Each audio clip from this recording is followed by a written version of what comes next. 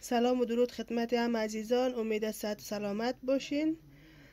ما تصمیم دارم یک جوس کیله بسازم. به مخاطر 4 دانه کیله را به قسمت های کوچک تقسیم کردیم.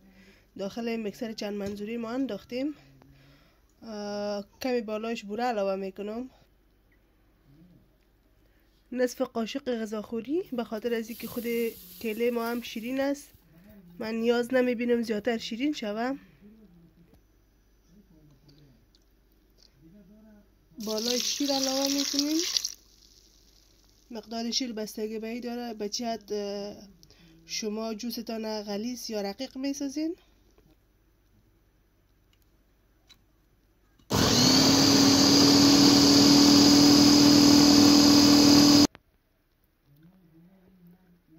بالای ازی یک مقدار خسته را من ریزه ریزه کده انداختم. با یک مقدار هم قیماق مندازم. همه را مخلوط میکنیم.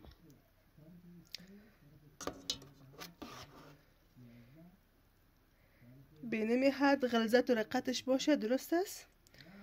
آلی را در گلاس مندازیم. داخل گلاس های مخصوص که داشتم در خانه جوس ما را ریختم و با خسته و کاکاو تزیینش کردم. دوستای عزیز، اگر شما